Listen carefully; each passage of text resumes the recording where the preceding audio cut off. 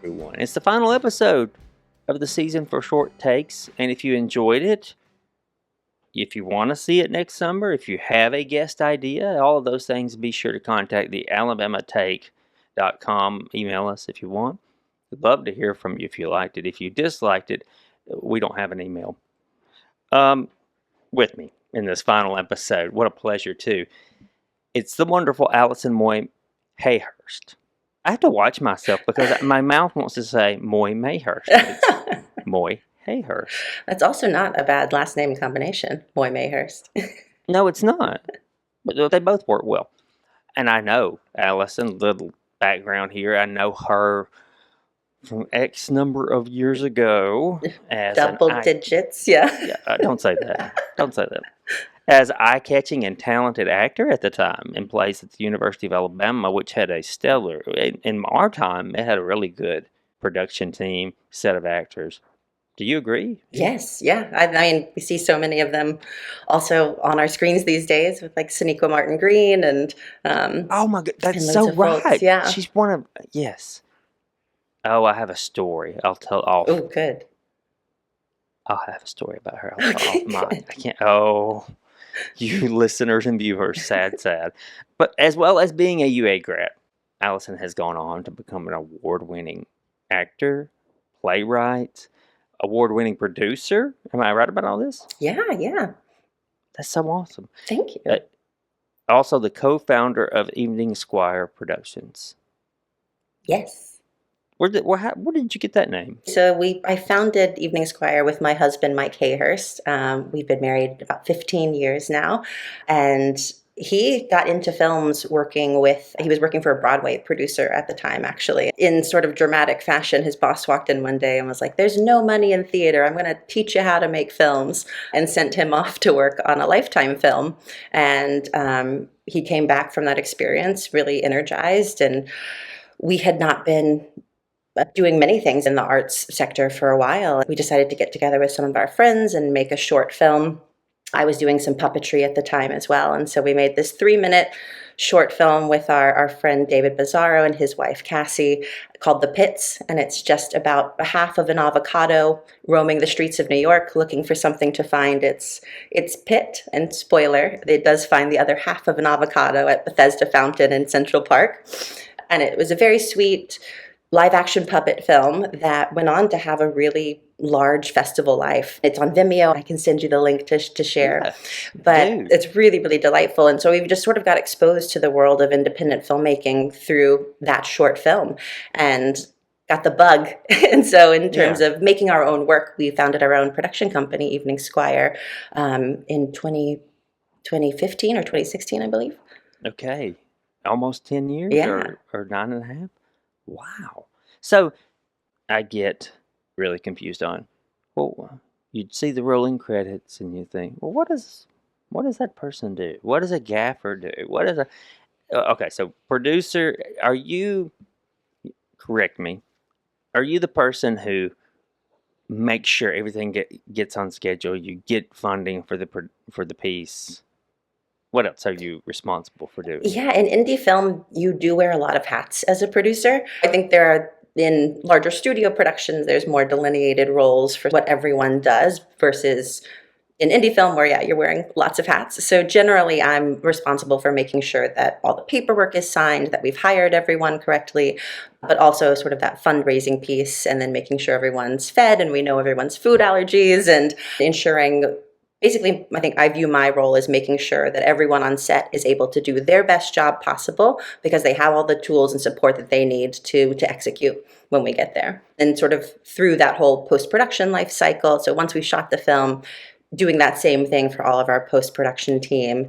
Lately, with our first feature film, I've been really focused on marketing and the film festival circuit that we've been on since we premiered our first feature film in Through the Portal We Go in September of last year. That's right. That's how you and I got reconnected. Yes, yeah. You reached out to me about, and the title of the film is "And Through the Portal We Go." Yes.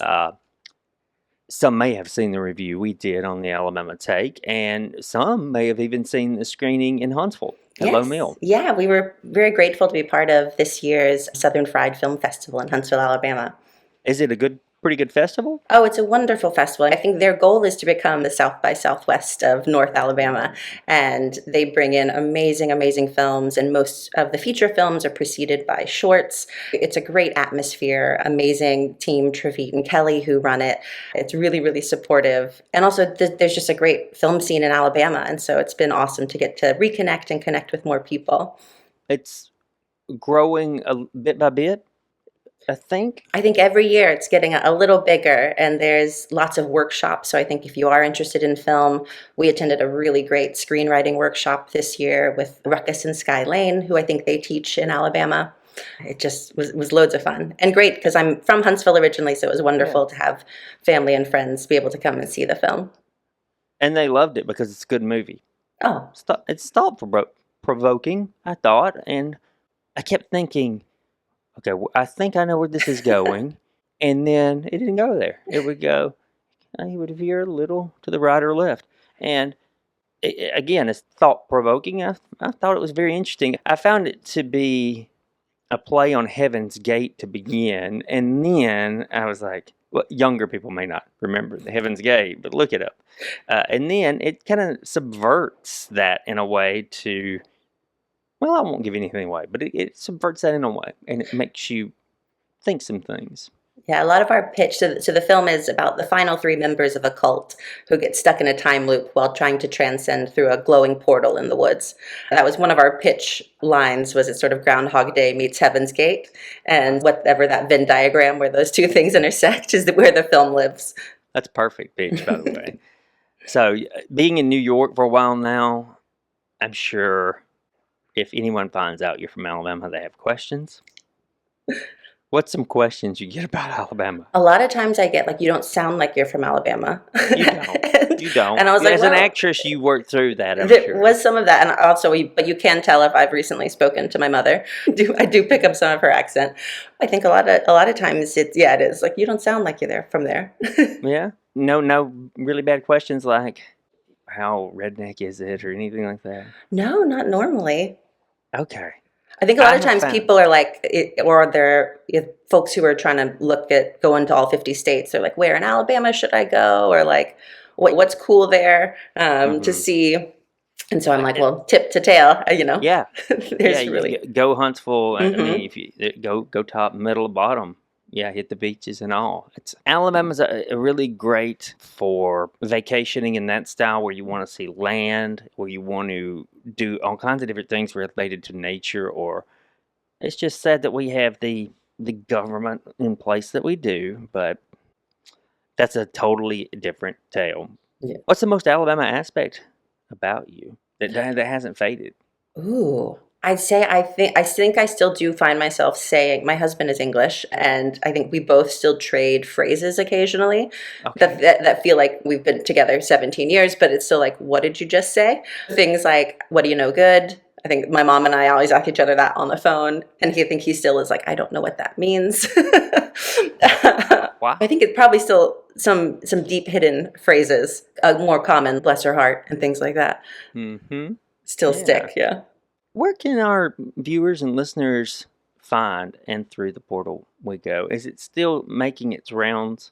It's still in the at film festival festivals? circuit, Okay. so we don't currently have any known upcoming screenings, but we are waiting to hear back from several festivals. So hopefully we will have a few more screenings through the end of this year, but then are looking for distribution, and hopefully we'll land on a streaming platform by the start of 2026. But folks can follow us at And Through the Portal We Go on Instagram. It's pretty long, but that's the name of the film, so you'll catch it there. If you also follow us on any of our social medias at our production company at Evening Squire, you will be able to keep up to date on where we're screening next. Yes, and I'll put those links. Very clickable, easy show notes there. So just Awesome. find Thank you. those, click on them, follow them. Easy to do. Is Instagram probably your most active site? Yes, that's where we focus mostly. We do share off into Facebook and things of that nature, but Okay. we're mostly on. We I'll put also both. rejoined LinkedIn, should anyone Did you really? I never did join that one. have a more Oh, professional lens to Yeah. it. Yeah. Okay. Does it work? Is it networking? That's what I've always assumed it was. Does it work that I've way? had also a career in the corporate tech world. So Okay. I was like, I just want to make sure that that network of people are also aware of the cool things that we're doing in the films that we're making. Any movies you can talk about that might be coming or shorts? We've got two features currently in development. One that we're making with that we actually might shoot in Huntsville. So we're hoping Oh, come um, on with it. to put that together. We'll definitely let you know, but it's looking likely right now. And it's called "Turns Out It's the Apocalypse We Think." I love a long title, but it's written and starring the amazing comedic duo of Natalie and Tara. They have a really wonderful YouTube series, and they've recently transitioned to a podcast that they're making about making their first feature film. They've Fun. asked me to produce and my husband Mike to direct. So we've been excited to come on to that project, which is a sort of creepy, but more so just a buddy comedy set in the sort of like an odd couple in the apocalypse of two ladies who are thrown into a bunker waiting for their friend's prepper boyfriend and trying to figure out, is this the apocalypse, is it not? It's quite funny, lots of just very relatable friendship um, moments in there, but also really delightful, but also a little eerie apocalyptic Creepy comedy. Yeah. I'm for it. And another one, can you talk about? Yes, yeah. So we actually had a short film that we made during the pandemic called Cook with the Heart. And it's about the 1.6% of millennials that have turned to ethical cannibalism as a sustainable food source, which is not a real stat, but it's a mockumentary short film that we made Oh, with our wonderful friends Natalie Sullivan and Dan Titmus. We follow this woman who's living an ethical cannibal life, and her most recent shopping trip, she murders her next victim, but turns out he was a Michelin-starred chef who comes back to haunt her and is more upset about the way that she's cooking his body than the fact that she murdered him. It's a very, very dark comedy, but we need to do a bit more fundraising on that to really get that home. But it's a really amazing script. If anyone's listening and would be interested in reading the script, happy to share if folks want to reach out. both of those are different. But both See that last one? darkly funny. I think one of the things with our work is I think there's always sort of a through line of really character driven and at its core heart to a lot of the stuff that we make. Yeah, production companies sometimes do want a signature, a tone. You think A24 especially tends to have that. Is that something that you really want in the long run? I think thematically I'm into that for our production company, but I think if you look at any of the short films we've made, we really jump around genre-wise. We've had sort of family dramedy shorts that we've made. Actually, one that we filmed in Huntsville, loosely based on my relationship with my Caucasian grandmother, that's on Amazon Prime. Oh, what's the name of it? That's called 15 Down. Okay. And I can send you a link for that as well. Yeah, I'll do. That's a 15-minute short, sort of family drama. We have action shorts that we've made. We have the short film of the Cook with the Heart, the cannibal ghost tattooey film that we've made into a feature film. So I think we like to play with genre overall, but I think the things that do connect it are that sort of character-driven heart that is core to all of the stories that we tell. It's like the bear meets Cannibal Holocaust. Yeah. You'll love it. Yes, yeah. Oh, right. With a dash of the menu thrown in there, yeah. My daughter, whom I mentioned on both shows I do, she's 7, almost 8. She loves to act. She's on the stage every summer. Oh, amazing. Yeah. Is that how you got your start? It is, yeah. I started doing Little Tot doing it? community. Actually, it was at Grissom High School in Huntsville. My sisters were in school, and they were doing a production of South Pacific, and that show has 2 young Pacific Islander children in it.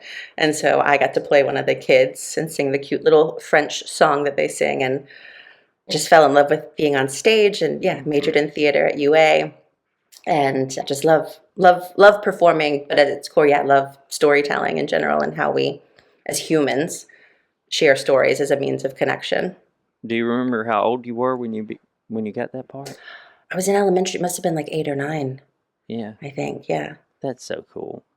We didn't have these kinds of things not in my small town growing up. If you wanted to be in a play, you had to be in the high school, so you didn't get the prep work. Yeah. How about our 4 questions? Let's jump in. So, for Allison, our first question is, what's the best piece of advice you've received and how have you applied it? I love this question. I think I mentioned I've had some time in the corporate world, sort of startup through acquisition-y things. And in that process, I met one of my mentors who I still speak with today. And one of the things I think that she passed down to me that was something her mentor had told her was to always make sure that you're running towards something, not away from something. And Hmm. and that I think has influenced me in so many ways because it's this reiteration of I think there's often times where you feel like you're in a position and you're stuck or you're uncomfortable or like you just dislike what's happening in the moment. And so there's often this sort of, well, I'll just rage quit or I'll just like run from this thing. And I think it's a grounding piece of advice to help me remember that whatever is happening in the moment is not necessarily about, it's about probably many things, but it isn't necessarily helpful without knowing where you're going and knowing what you want to be running towards. As you think about your larger path, it's less about where you currently are and more about where you're heading, which I think can help you get out of a stuck feeling or yeah, just like a yucky place when you focus on what is the thing that you're striving for and Do running towards you that. do you find yourself purposefully even writing down intentions? Do you set intentions? I do enjoy yoga a lot, and so I think that that's a big component, especially at the start of any practice, is to figure out an intention for that day, for that practice.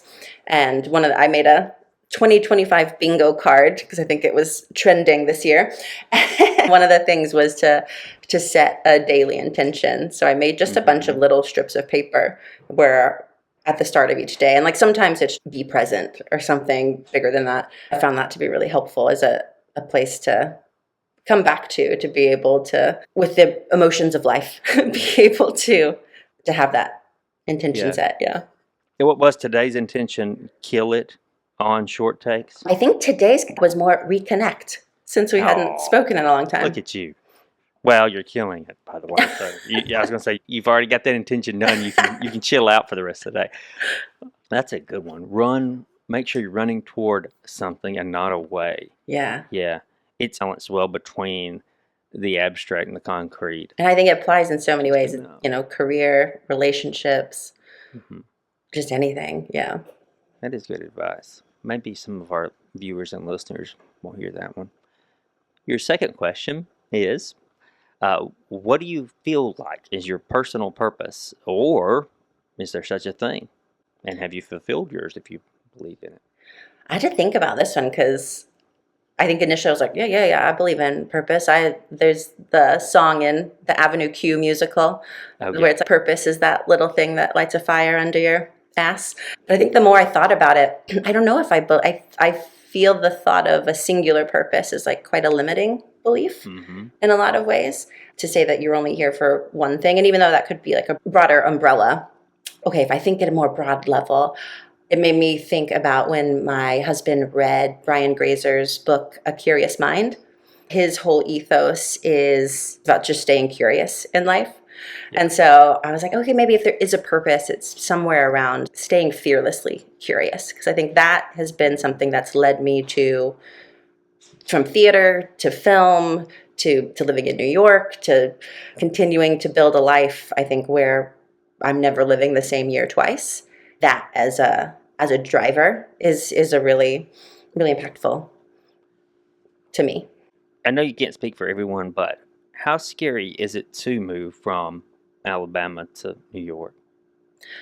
I was fortunate enough after college in UA, I spent a year at Actors Theater of Louisville. I got to move to New York with about 7 of my very good friends, and we were in our early 20s, and there was a lot less just anxiety in general. So I think it was not too scary at the start. But looking back, I'm like, wow, that was just like a big step to take, and it sort of felt like. But I think again, like in hindsight, I knew what I was running towards. I knew that I was running towards New York and like Broadway, and I was a theater performer at the time. That's where it happened. That's where it is. Like that's the big theater town. And I still think that's one of the things that I still love about living in New York is the amount of shows and art that I get to be a part of and get to see on a daily basis, which is just phenomenal. It would have taken some bravery from me to have done. I have always had anxiety, so moving from Alabama to New York was just like that. You might as well have told me I was moving to Venus. It's like that's not. I can't do that. Well, you have to come visit though sometime. We can go Oh, see a show. that would be great. Yeah. Yeah. Before my daughter was born, my wife and I would almost go once a year, and then we started raising a young girl. But now she's really into the idea of going to New York. And we said, We'll have to put together some lineup of really good shows that we could go see yeah, and take her to. Yeah. Oh my goodness, she would be blown away. Your third question is, what's one incident that transformed you the most? And if you know the signifiers, the point A and then point B, I was here and then I was here, you can expand on that if you want. Yeah. The first thing that came to mind that I still think about a lot was actually how I met my husband. It was the summer before my senior year of college. This might date me as well. I was working at Bento on the Strip in Tuscaloosa for the summer. I was doing Shakespeare in the Park with the Rude Mechanicals, and I knew I was in a place where I knew what my next year and a half would look like. But I had also worked in the costume shop at University of Alabama and had a friend who was doing summer stock at this theater camp in upstate New York. And she gave me a call and was like, hey, one of our costume designers dropped out. Would you be interested in coming for the last session of camp, which is 3 weeks, and you'd costume design the show Grease, which, Grease is leather jackets, pink jackets. You're pretty set.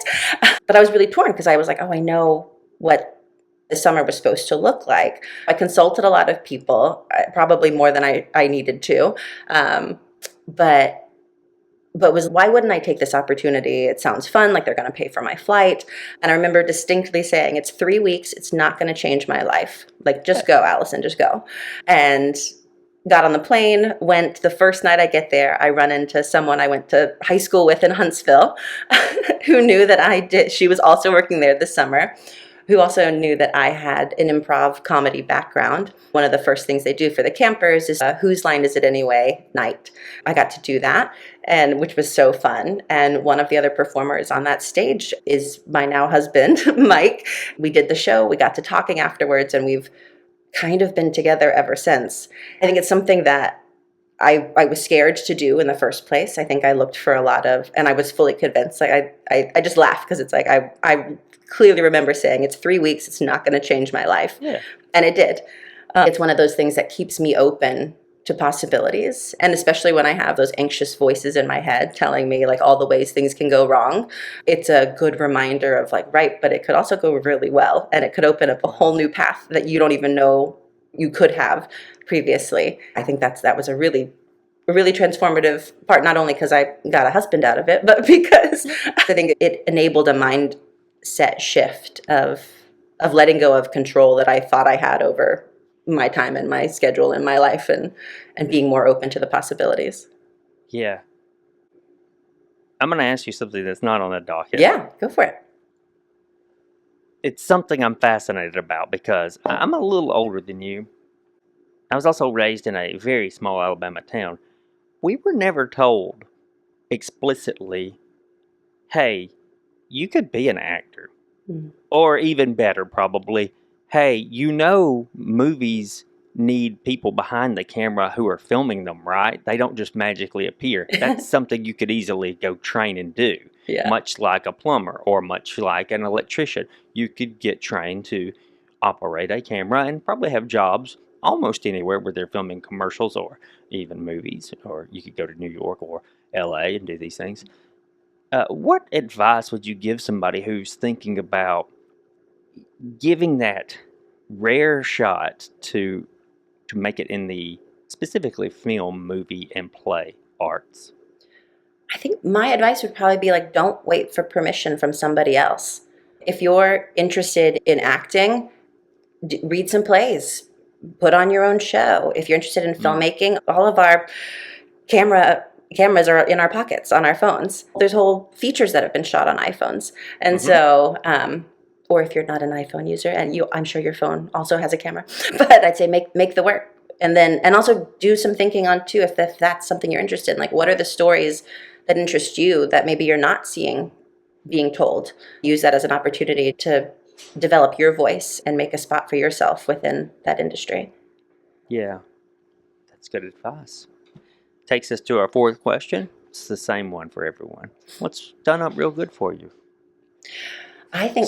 Speaking of phrases, you need to Yeah. teach Mike. Here's one that might even dig more Southern than Yes. the rest. Yeah. What's done up real good? I think I'm going to have to adopt this into my vernacular as well. I think things that have been done up real good for me lately.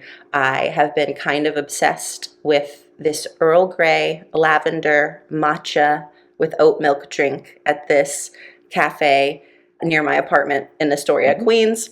It is so incredibly good. Actually met up with another filmmaker friend. Actually, Sarah Gurka. She's in our feature film. She plays Katie.